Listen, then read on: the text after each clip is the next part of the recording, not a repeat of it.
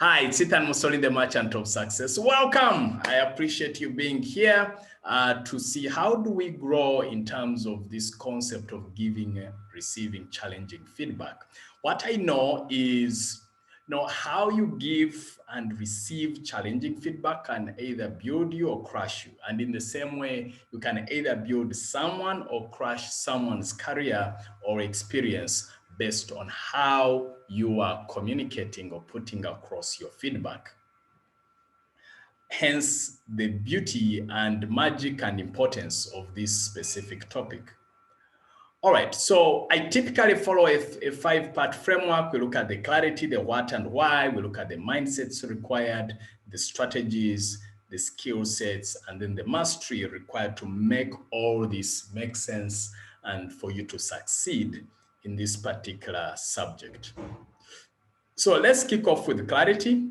And in terms of feedback, so when we talk about feedback, really we mean you have a certain message to give to someone. So how do you give it to them? And in this particular context, we are looking at when it is challenging, when it is a hot potato. And some people call it negative feedback. I don't like using that word. Instead, I prefer using the word challenging. You're just challenging someone. Because when you say negative or critical feedback, it doesn't sound nice from the word go. So I personally prefer to use the word challenging feedback. That's the message I pass on even at Team Success Africa. So that's what feedback is all about. So here are some statistics for you about feedback. Companies with regular employee feedback have a 14.9% rate. So that's something for you to note. In that if you want to lower turnover, then you need to pay attention to regular feedback. 65% of employees want more feedback. In other words, they feel they are not getting enough. Therefore, one of your colleagues that you're managing or leading, that's something that they could be feeling right now. Hence, you need to pay attention to that. The other number to notice is 43% of highly engaged employees receive feedback at least once a week, because then they feel they are growing, they feel they're engaged, they feel connected and plugged into whatever it is that you're talking about or into the role that they are into. So that's something for you to, if you really want to increase engagement, and I know we have many HR professionals in this live web class, is you, as much as possible, whether you're an HR professional or not, is something to pay attention to say, okay, engagement. And by the way, originally we were thinking that it should be feedback for managers, but guess what? This is crucial whether you're at a managerial level or not. In fact, if you are not yet at managerial level, lucky you, because then this will give you such a huge advantage. Because in my experience, over 95% of managers I've interacted with, at least they do not, follow the protocol for giving effective feedback. And by the end of this segment, this session, you'll be equipped to always give and receive challenging feedback very well. So why is this subject important? Number one, it enables continuous performance improvement for you, especially when you're a manager. So it helps you to make sure that you're enabling your team to keep upping their game. So if you're keen on seeing performance in your team, then the art of giving and receiving challenging feedback is very important. And when we say continuous performance improvement, this is not just for you, for the other people you're managing or leading, it's for you also as a person to receive that kind of feedback. Feedback also unleashes people's potential and frees their talents. You're able to notice certain areas of their lives, and then you're able to push them. And when you give them feedback and they use it, boom, they are able to perform at a higher level to notice what that next level is, hence unleashing their potential. It also improves trust and communication. I'll tell you, for example, my colleagues at Success Africa, they trust that I'm not going to what is the word? Backbite them. They know that what I see is what I say. And they're not going to be worried that I might say certain things behind their backs. And that really enhances that level of trust between you and the person you're working with. I notice even in terms of the camaraderie we have, so people joke with one another and they know that what someone is saying in the moment is just for fun, so to speak. Hence, it improves that level of trust, communication, and interaction. The other key is personal growth and development. Again, which is in line with continuous performance improvement. So it's not only personal growth, but also professional growth, because if you do the feedback the way I'm going to show you, then there's no other way other than people continuously improving and going to another level.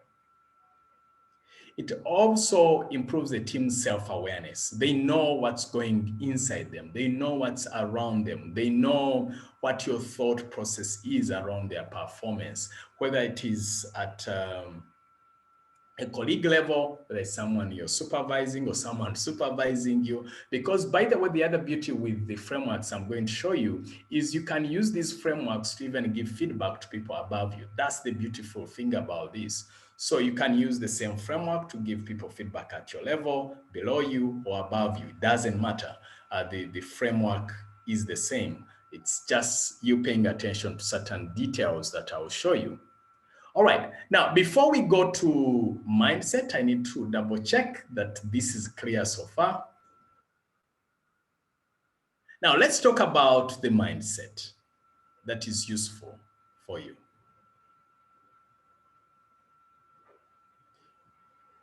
Here are mindsets that drive a smooth feedback experience.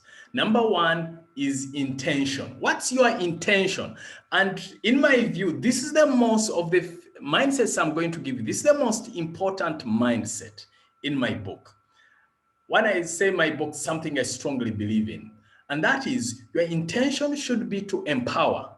Because what I've noticed is sometimes, or some managers, when they are speaking or communicating, it's like when there's something challenging they want to communicate to you, they want to show who has the power, and they want to demonstrate how wrong you are, how stupid you are, how foolish you are, how little you are, how insane you are. And in the end, the person leaves, or you or someone else leaves the experience feeling sick to their stomach. And you know what? It starts with what was the intention of the challenging feedback communicator, because that's where the magic is. You need to be super duper clear with your intent, because when your intent is clear and your intent is to empower, then it will affect your words, it will affect your body language, it will affect how you structure your message, it will affect your tone, and the tone will be uplifting. But if your intention is to show how wrong the person is, or how little they are, or you want to show how powerful you are, then guess what? You will leave the person feeling small, feeling belittled, so to speak. They will feel bad, they will feel sick, and that will not help. Because you see, if that's your intention, if that's what you want to do, then your tone will be negative. Then your words will be negative. Then even your energy, your body language will be fierce. And that does not, and once you're in that mode, then the person won't even hear what you're saying, because already they are feeling bad. If people are feeling bad, then they will not be able to properly process what you're saying. So please notice, even if someone has messed up, however big it is, your job as a manager or as a colleague or whatever position you are at is to see, how do I shift this person? How do I empower this person to become a better human being, to become a better leader, to become a better performer? If you can make that as your overriding mindset and intent, then the rest will come so easy. Then the right words will come, the right tone will come, and the person will feel a better individual, okay? The other key is open-mindedness. What do I mean by that? Open-mindedness means when you are going to give someone feedback, you're not stuck on your position. And the models I'm going to give you, one of the models I'm going to give you, which is to discover where the person is coming from, you could be surprised that what you're thinking was wrong. So you should be open-minded enough to shift in the moment or quickly to move and say, okay, I hadn't noticed that. So open-mindedness means when you're giving feedback, you're open to the possibility that you could be wrong, that what you're thinking is wrong. That's if you're going to give feedback, meaning you don't come in stuck with your position and that's what you're going to deliver no matter what. Yeah, you might find that the conditions that what you are thinking and imagining is absolutely spot on, continue. And I'm also saying you might discover in the moment that what you are thinking or was actually wrong, then you should be able to retreat and repackage your message. Then open-mindedness is also very crucial and important when you are receiving feedback. So meaning you're not so close to think that you're the alpha and the omega of your expertise. You should be open enough to say, okay, I could be wrong, or I'm open to receive feedback or to receive the message. Okay. That's open-mindedness. It's a very, very important mindset to have. The other mindset that is very crucial for you is to be driven by paying attention to context. In communications, when I'm teaching communications, I always say, because that's one of my areas of expertise, I always say, look, context overrides content. Context overrides what you're thinking, what you might say. So context overrules. Things like environment, timing. Is it the right timing? Is it the right environment? So these are things you have to pay attention to regardless of what you're thinking in the moment. If the context is wrong, you shut up. If the timing is wrong, you shut up. So you have to be open to that idea. You cannot be stuck. If you're just stuck, again, this relates to the open-mindedness, but this is not just open-mindedness, it is awareness now. If I was to boil this thing, all these words, I would write, please use the word awareness. You have to be aware of what is inside you and around you. And when I say inside you and around you, I mean there could be moments whereby the timing may not be right in a sense that you are not feeling well. That's timing. So you know that fine, the person is open to receive the message, but the context, in this case, how you're feeling is not right, is not helpful. It will be costly if you open your mouth. So you have to be very aware, excuse me. So you need that level of awareness and to pay attention to the idea that indeed context overrules what you're thinking. So you have to have that mindset. Not, but you know, yeah, he did it. I have to tell him he deserves it. Yeah, he deserves it. But they also deserve the right context, the right timing. So please do. The key thing here, whether the person is at the same level, above you, below you, please pay attention to the context. It overrides everything.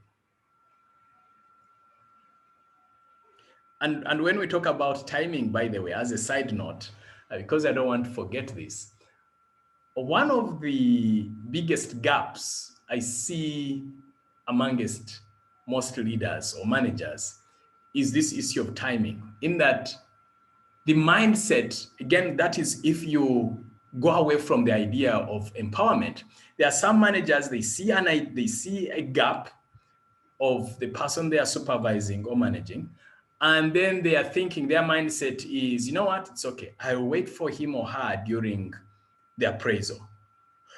And I'm like, no, why are you waiting for appraisal? Give the person feedback now. It should be ongoing. Feedback should be ongoing. If you recall, when I was giving you the stats, we said close to 50% of employees attribute their engagement to receiving feedback at least on a weekly basis. Therefore, You should have the mind. So when you give that, because think about this, there's a difference between someone saying, by the way, yesterday I noticed this, and someone's giving you something about what you did yesterday or last week, compared to someone waiting at the end of it say, by the way, 6 months ago. I'm like, what? 6 what? I have no idea what you're talking about. I have no clue, at least not in Ethan's world. Now, my wife's memory is so amazing that she can tell you that on this month, during this week and this date, this is what happened. Now, I do not have that gift, and most people do not. So please give people continuous feedback. That should be part of your mindset. The other one is urgent mitigation. So meaning your mindset, again, this is related to the timing I was hinting on. So if it's negative, please. And if it's positive, whether positive or negative, or whether it is something uplifting or something challenging, you have to think in terms of urgency. The sooner, the better. Do not wait. Do not wait. So your mindset should always be the sooner, the better. The sooner, the better. The sooner, the better. I'm saying it so many times that it can finally rhyme and get stuck in your brain, so that it's downloaded and gets stuck right there. Because later is usually too late. By then it's too late. When you're receiving feedback, the biggest mindset I know of is to think this is for the greater good. When you're giving feedback, the biggest mindset in my book is your intention should be that of empowerment. When you're receiving feedback, your biggest mindset that you'll find the most useful is to think this is for the greater good. And that means not taking things personal. That means not putting your eyes off the ball, but always think and imagine this is for the greater good, because that's what it is.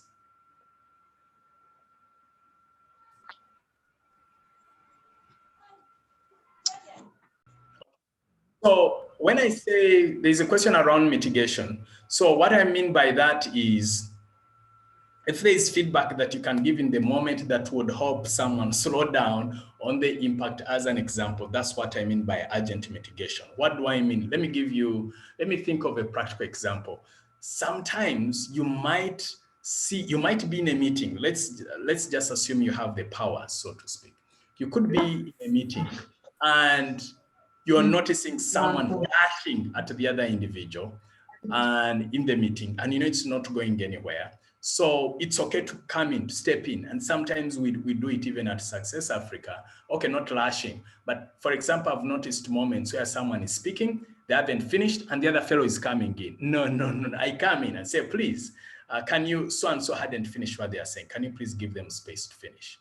So that's urgent mitigation, because that's not something positive that someone is jumping in to speak before the other one finishes. So that may not wait until the following day or the following week for you to offer that feedback. So better for you to communicate it there and then. Continue. Now let's look at strategies on how to give forgiving and receiving feedback. Number one is you need to be mindful of your tone. When I'm teaching conflict resolution and management, I always remind people that the most important thing the most important tool you have amidst conflict is your tone. The tone you use is going to influence how people interpret your message or how they speak to you or communicate to you. Let me give you an example. There's a difference between, oh, can you come to my office because we really need to talk about this right now? Now, if someone says that, by the time if you haven't susued the whole day, something might break in that moment. Because you enter the room shaking. That's one. But then there is also a difference to someone saying, okay, could you please come and we have a conversation for 15 minutes? Okay. Now, it might still be challenging, but at least the frame with which you arrive in that office is different from the other one who is saying, can you please come to my office right now and we sort this one out? Please watch your tone. And here is something that you need to underline. People can still hear you when you do not shout. If anything, they hear you better. You shout, they switch off. Please. If you've been that kind, and if symptoms persist, please seek Ethan's advice. All right? Then the other key thing, which is important, is allow ample time for a response to be made. What do I mean? There could be a moment, there could be a situation, or in certain contexts, when you ask a question and someone is thinking, give them the space to think. Because you can't ask a question, can you respond to me right now? Hey, I'm processing. It takes me time to think. I'll give you an example. There's a young lady who used to work with us early 2000s, no, mid 2000s. And this is what she told me. Said, you know what, Ethan, for me, I take time to process things, but once I understand them, then boom, I go. And that was her work style, actually. Meaning, even in response, she needed space to be able to think through things to respond. So please give people space. Then when you're also thinking about feedback, you always have to start with the positive and then end with the area or aspect that needs to be improved. Now, even better, I learned something called the sandwich method. A consultant at the British Council is the one who taught that to me.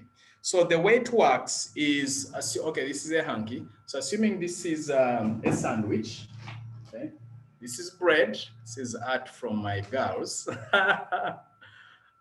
So assuming this is a sandwich, so you give something positive first, and then you give them something that they need to improve. This is what stands for the phone, and then you end with something positive, okay?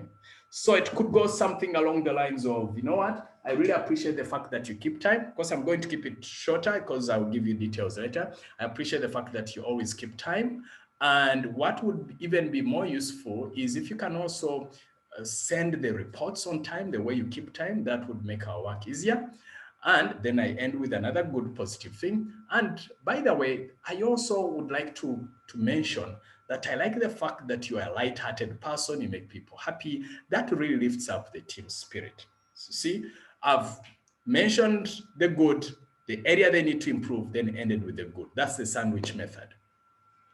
Also, there's what we call be mindful of feedback overload. What do I mean by that? There are moments you could be having, say, 5 things you want to deliver to this person. Again, depending on their level of expertise and how thick their skin is, it's okay to give that person feedback in doses. Again, there are no rules around this. It's you to use your awareness in the moment and what you're noticing. So if, for example, you're giving someone feedback, and because not everyone takes feedback the right way, because not everyone is gone through a course like this that you're going through. So sometimes you might give a person, you might be having 4 things you want to mention to this person. And by the second thing, you notice they are already breathing heavy, steaming. So it would be helpful in that moment. You stop at that second piece of feedback. Then you wait like a week later, or whichever time that you find is useful. It could be 2 days later or 24 hours later. Then you give them that other feedback, because you need to give people doses. That's why when you go to a medical doctor, they tell you, for example, 2 times 3. They don't tell you, okay, take all the 6 tablets. They know that the body needs to process these pieces 2 at a time. So in the same way, the mind, the psyche, if we follow the law of nature, you have to think in rhythms, in that you say, okay, let me give this person this dose 1, then another time dose 2, and then dose 3. Okay. Also, when you're giving feedback, it's important to use facts and examples. Collect necessary information. What do I mean? Rather than saying, by the way, you're a poor performer. What is poor performer? It is not helpful. If, for example, someone is in sales, you could say, look, I really feel that your performance could be way, way better. I'll give you an example. Last month, you hit 45% of your targets. See, that's very clear that, okay, I'm short by 55%. You see, I'm saying something, I'm backing it with a fact. The other key to remember is language also. What language are you using? Again, is the language uplifting? Is the language moving people forward? Is it empowering? Is it enabling? Or it is just crushing people? So that's why one of us in the chat box said that some managers, they use language that crushes your spirit. And that's dangerous because in the end, you're losing an employee, the other person is also lost, you lose the connection, and that can really, really be damaging. By the way, talking about language, I'll give you one key tip.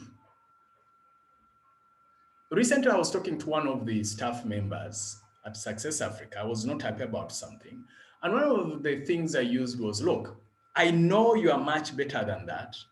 I know this is not a reflection of who you are. Please start to do these things that reflects your potential and your abilities.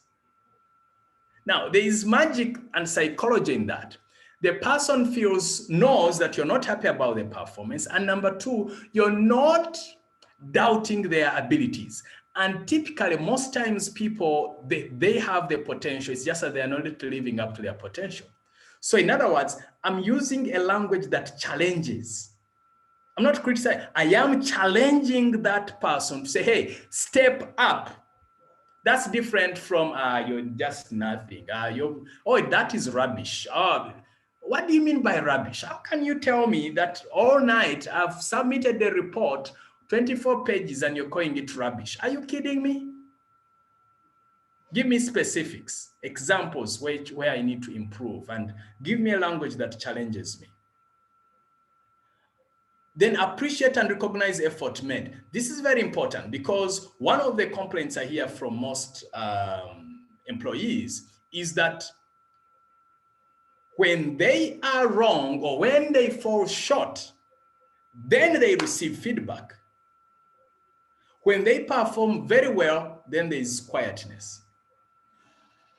Here is the other key thing that I learned, in that also when someone has done well, give the detail of the good. Because have you ever noticed that when someone is giving feedback, and it could also be you, when someone does something nice, thank you, that was a good job. Then when they don't perform, then you go into have you seen this paragraph? Did you see this? Did you see that? You give all the details. You're keen to give the details of the wrong. And I'm saying it's also important to give the details of the good, of the positive, because then there you're really building the person. Also provide information to provide quality. It's very crucial. Use active listening skills. Okay. So what I mean by that, that's challenging. That must have been hard.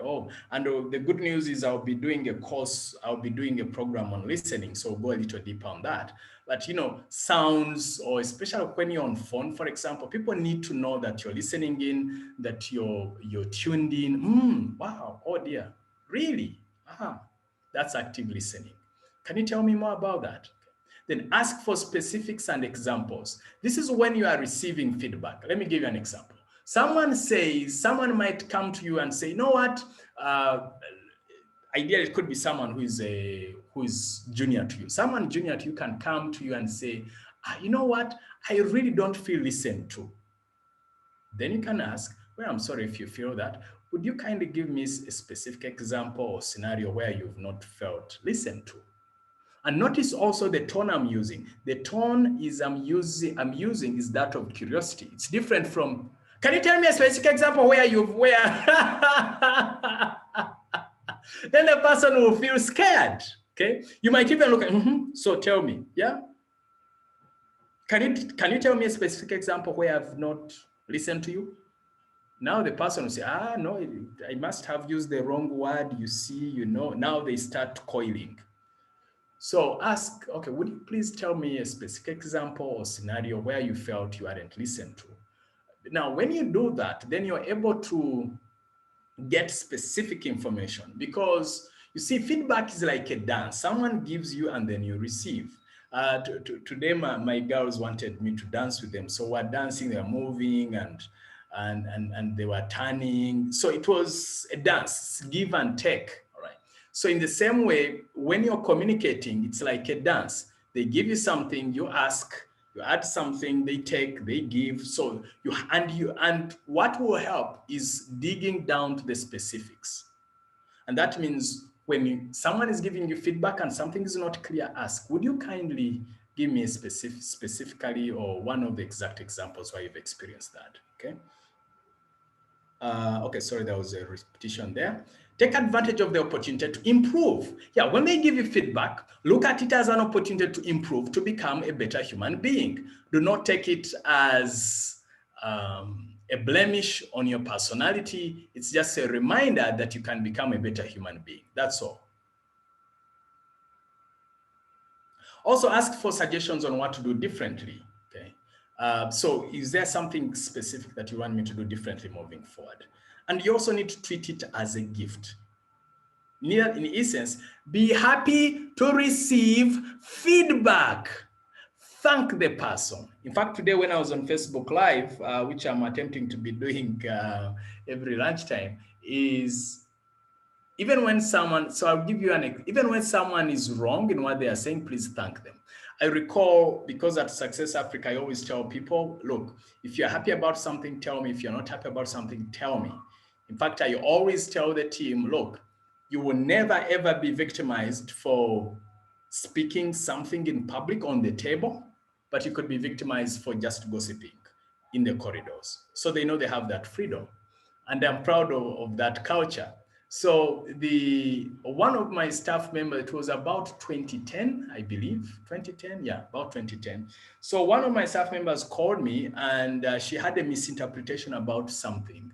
And she was wrong in her context. She had misunderstood something, but she was not happy. So I said, first of all, by the way, I would like to thank you for being candid and open. Share with me what you think and feeling, okay? And the actual truth is, then I went ahead and explained the truth. But notice that I still thanked her even when she was wrong. Why? I want to keep that channel open. I want to keep that channel open, because the moment you demonstrate that you're angry or how dare you say that, listen, people have a right to what they think. They have a responsibility to find out facts and the truth and all that. They have that responsibility. And at the same time, they have a right to speak up their mind, to share what they think. Therefore, do not take it personal. Treat it as a gift. I would rather, even if something is nasty, you'd rather get someone say it in your face rather than post it on social media or say it to someone out there. Please. And in the same way, if there is something you're not happy about, please reach out to me or reach out to my team members. Take specific action points and follow up, right? Always. So take notes, know what it is that you need to pay attention to, and of course, always say thank you, like I mentioned. Yeah, so the last strategy really is for you to say thank you, always, as a rule of thumb, because it's always important to show grace in things. Now, let's look at the skill sets, and I'm really going to give you 2 frameworks that really work, okay? And then I'll tell you which of the 2 is my favorite. So one is the WCIW model for giving feedback. This is when you're giving feedback. So the way you frame it is, you could say something along the lines, the W stands for what I've seen, okay? I like the fact that you work hard to produce reports. And I've noticed that your timekeeping is dropping in the last 2 weeks. Okay. So you notice, again, sandwich method, you're mentioning the positive, you're mentioning the challenge or the gap that you're noticing. You're just stating what you've noticed. Then the C is curiosity. What could be going on? How come this is so? I like the what could be going on? Again, the tone. Do not say, what's going on?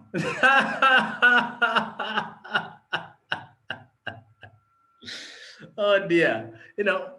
What could be going on? Again, the tone has to be that of curiosity. Okay, diplomatic curiosity. Again, seek to understand first. Next is the impact. As a result, the turnaround has gone down. We risk losing donors or customers, and the team is learning this habit from you. Okay, so whatever is happening, then you need to show them the impact of what that behavior is causing, because sometimes people behave, and there are people, and you say, by the way, you need to be careful with this word. For me, naturally, I'm like that. A good thing is that we have medical doctors here. They will tell you is that these things are learned. For me, I'm naturally angry. Really, there is no gene called anger. Va or go. I do not believe in that. So these things are learned. Okay, so you need to let people know what the impact is, because some people hide behind, oh, naturally me, I'm like that. No, they need to know the impact. And sometimes people behave the way they are behaving without knowing the impact. And unless they know what the impact is, then they may not wake up. So there are people, of course, there are people who may not care that much. And having said that, most people really will care. Or at least they will understand, or they'll become aware. So you tell them what that impact is, and then what could be improved. Now you say, okay, I would appreciate it if you started coming in at 8 a.m. like it used to be. And I also urge you to communicate on time with reasons in case you are not able to come on time. Okay. So meaning, so if you follow this framework, it's an elegant framework. Okay. That's framework number one that I find very tangible when you are giving feedback. Okay. So that's framework one.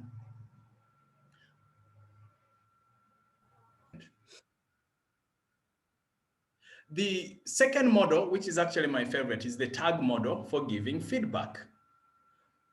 So the T stands for that. You tell them something good about them, about their behavior or habit, something about their performance or personality. So it starts with that positivity, with the positivity frame. So both frameworks, they start with the positivity. You need to start from there. It gives people energy, and then they will be able to listen into the second portion. And I'll give you an example, so do not worry about the example. And then A is you ask, find out, be curious, be inquisitive. Again, you do not want to assume, because sometimes what you assume could be wrong. I bet you, let me give you one of the most useful pieces I see around this.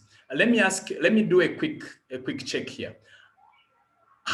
How many of us you've ever you saw something, it was not right, you lashed at someone, you are angry, or you even shouted, and you are making certain accusations, only for the person to explain to you, and then only to discover that you are the one who was in the wrong, that what you assumed was actually wrong. And then you're like, oh my goodness, I wish I had asked first. Has that ever happened to you? It has happened to me. It happened to me a couple of times before I learned this trick. If it has ever happened to you, type the word yes. I've seen so many yeses. So what this step really helps you is it enables you to avoid that trap. And number two, at least it gets you to understand the context and the word or the mindset that the other person is in before you make an intervention. And then the G is you give. You give suggestions of improvement on your behavior that you would like to see. So the two models are really closely related. I just like the fact that this one is even shorter. It's 3 steps. So here is an example of the thank you. Oops, what did I do? Just a moment.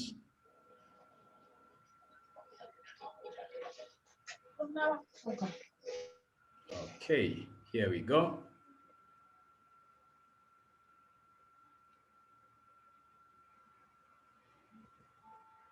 So what you do is they tell them something. Again, you start with the positivity. Say, I appreciate the fact that you keep time. Your loyalty is rare and we really appreciate it. Or it's amazing how you respond on time. And like I'd mentioned before, if you can justify what they are doing, then it's even better. Because when you say, I appreciate the fact that you keep time because it enables us to accomplish 1, 2, 3, 4 things, or whatever it is. Okay. Your loyalty is rare and we really appreciate it because I like the fact that you've been here for 15 years and that gives us a sense of continuity. And, you know, as a team, it always gives us a reference point of what we are doing. Okay, boom. So someone sees that what you're explaining is not something to make them feel good, but there is actually a reason. I'm sure all of us here, you've had moments where someone says something like, are you sure? I've actually given people some positive comments like, are you sure? Really? And then I have to explain myself. So to save yourself from that, explain it ahead of the time. Say because. And then at the end, you ask, I am curious. How come? Now, this step, please, by the way, I'm wondering, what could be going on? Okay. At this step, one of the biggest mistakes I see is people say, why? So, but why are you coming late these days? Now, why sounds like the language of the accuser. So if there is one word I would encourage you to drop is the word why. Why? And you can replace them with these words like, I'm curious, how come, could you kindly enlighten me about this? Or by the way, I was wondering as to how come this is happening. Because the moment you ask why, then the person will say because, and they start defending themselves. And once they start defending themselves, you won't get the real reasons. You'll get the smoke screen. I beg your pardon. You'll get a defense. And what you don't want a defense, you want a true and actual explanation. And the tone, again, has to be a tone seeking to understand. Please remember that. And then at the end, say, in future, could you please deliver the proposal on time? I would appreciate it if the project depends on you a lot, so I would urge you to do A, B, C, D. Now, I like that word in future. You want to push people into the future. And the other word I like adding is that in future, in such context, like when I'm giving feedback to my team members, I say, okay, in future, when you're in such a context, I would encourage you to do 1, 2, 3 things because it's helpful this way and that way. Okay. Now, when you give this kind of feedback and you hold the frame of the timing is right, and by the way, talking about timing, when you're giving challenging feedback, please write this one down. Praise in public, challenge in private as much as possible, okay? Challenge in private, appreciate in public. Should you have to challenge in public? I wouldn't necessarily mention the name. You could say something along the line, because sometimes you may want to say it in public in order to educate or to inspire the team or to know what is acceptable or not acceptable. So by the way, I would also like to remind us that some of us have been doing this and been, taking laptops home, and yet the laptops should be here at the workplace. And please note that it's against company policy, and in case of anything, then you have to pay back, and I don't want us to go through that hassle. So when you keep them there, they are safe, you also finish right, then you can also have work-life balance. That's different from, by the way, this thing is not acceptable. For example, you, John, you always take laptops home. Why? They are dangerous, they could be stolen. Now, all of a sudden, you make John feel so small. It's not necessary. First of all, take John on the side and use this model. And then number 2, you may find then it's useful to communicate to the team, then communicate without necessarily quoting names to pass on the message, okay?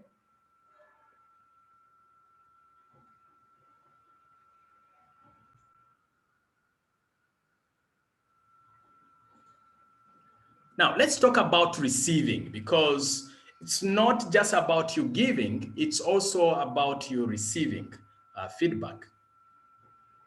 So number 1 is be receptive, please. Even if someone is off the tangent and they have wrong assumptions, at least get inside their mind. And if I was a manager or a colleague, or not manager, I would be like, okay, so help me understand, how come, I'm just curious, how come you came to that conclusion get to know the reasoning, the thought process. Then you will know how to communicate back. Be receptive. Next is appreciation that I talked about earlier, so I shall not add anything, meaning be thankful that the person is giving you feedback. The other one is always be curious. When someone is coming to give you feedback, be curious, ask as many questions as possible such that you understand their world view, you understand where they're coming from. And because then they will, so something I rarely do, which has just come through me right now, which I believe is a message from God, is that we can all, even when someone has given you feedback, you can even ask, is there anything else you would want me to know? Is there something else you would kindly like to share with me? Because I would love to know as much as possible. And again, notice the tone. That's a brilliant insight right there. Again, I credit it to God because I've never thought about it. It must have been from God. So you ask and say, okay, is there something else you would like to add? Is there something else that you feel would be useful for me to know? Then you will collect information, because guess what? That's how you grow. That's how you become a better person. Again, I've never used it. It has come to me now. I'll start adding it there. Be curious, ask questions, and ask for more. The other thing is, when you're receiving feedback, it's also, if you find that someone's point of view is not accurate and you have another point of view, it's absolutely okay for you to share your point of view if it's a different one.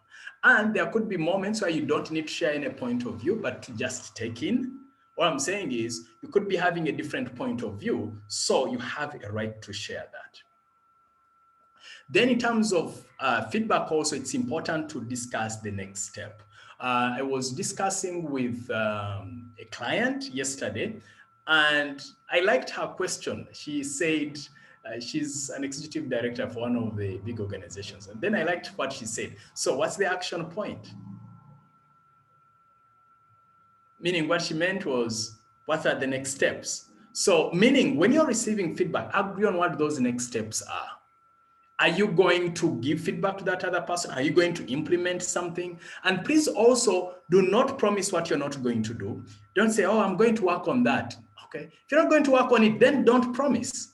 Say, you know what, let me think through it, and then I can get back to you by tomorrow with this useful feedback that you've given me. So do not just mention things to make the other party happy. The other mindset, which I find very, very valuable, that most people talk about and complain about, is taking things personal. You're receiving feedback, someone says, but why is it always me? Well, it's because you are the one who always keeps coming late, sweetheart. It's not just about you, so do not take it personal. And also that means, before I forget also, when you're giving feedback, challenge the behavior. Attack the behavior or challenge the behavior, and do not equate behavior to identity. What I mean by that is, first of all, before I go that side, please do not take things personal. Take feedback as feedback. It's not to take it as a personal thing, even though sometimes there are people who may communicate that way. So what I mean by that is, if you're giving feedback, please, I'm just switching back because I've remembered something very, very important. Be aware of your language and do not personalize things. So there's a difference between a foolish behavior and someone being a fool. You can say, oh, you know what? That you're a fool. You are such a fool. That's an identity. Now you are attacking the full totality of the person. You've downgraded the person to a fool. There's a difference between saying, okay, that action was foolish. I don't remember the last time I ever used even that word, but you can find another word to use it to communicate that. You attack the behavior. So you challenge the behavior. You do not reduce the person to mean someone's behavior is not the totality of who they are. No, it's something they did. It's not a definition of who they are. Very, very important distinction. So please beware when you are challenging people and also the way you communicate this. Okay.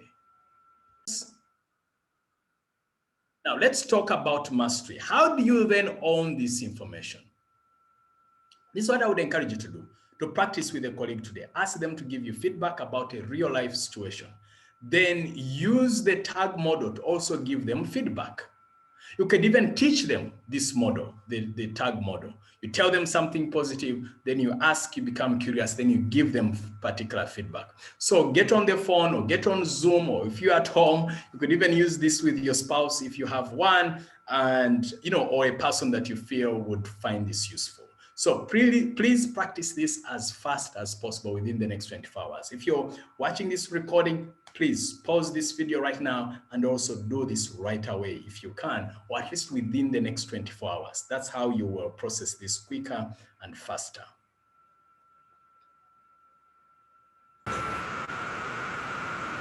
So if you're watching the recording, pause this and then answer these questions. What did you find most useful in this presentation?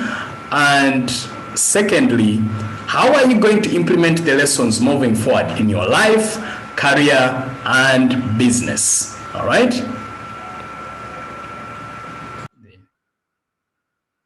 So Abala says, sometimes we are blocked from what you know and no chance to say it out. How can I do away with that? Well, Godfrey, that is a very tricky question, because some organizations have a lot of politicking and they may not have the open fora where you can discuss these things. So what you can do is you can always find someone that, because I have an idea where your position is, you can always find someone whom you feel can give you an ear, and someone you feel can communicate your ideas in confidence without getting your fingers burnt. And then you say, you know what, I would like to communicate this, and yet this is what's going on. Then that person can become your voice. So that's what I would do if I was very low in rank and the organization is not open to feedback. Okay. Then from Jojo, Ethan, how do you deal or respond to bosses who use feedback to break you? Yeah, Jojo, I really feel for you, because that usually happens, and I've had lots of people say that. So what I would do, Jojo, is I would actually go ahead and use the strategies I've shared with you as form of feedback.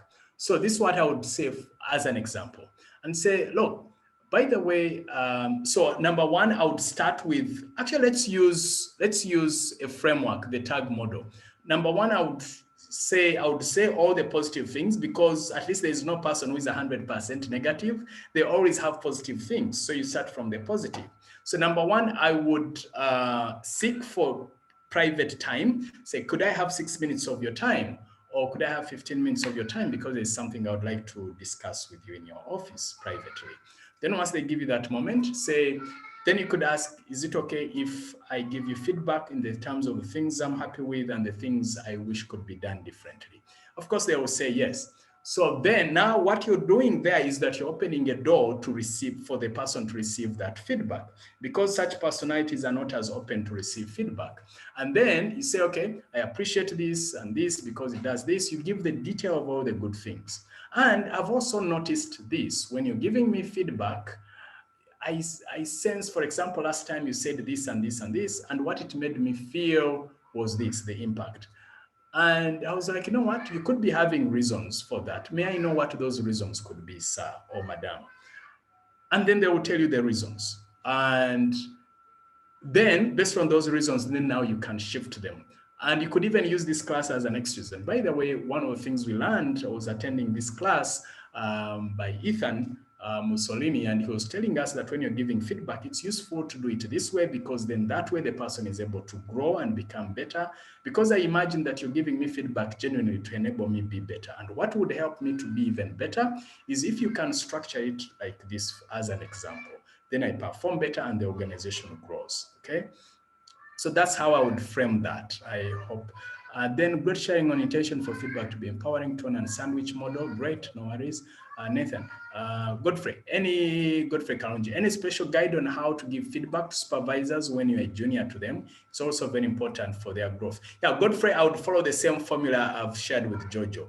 I believe that should suffice. Okay, Jojo said it was great sharing with the Balan, learned a lot that there's for planning before going into a feedback session. Yes, good. I agree. Maurice, how do I ask for feedback after interviews that I have great hopes in? So again, it depends on the context. So this is what I usually do is, number one, when you're in the interview, you ask, by the way, I'll be doing a session on how to pass oral interviews, so just stay tuned.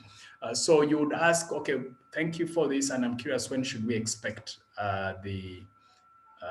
to hear the results from this interview, the outcomes of this interview? Then they will tell you.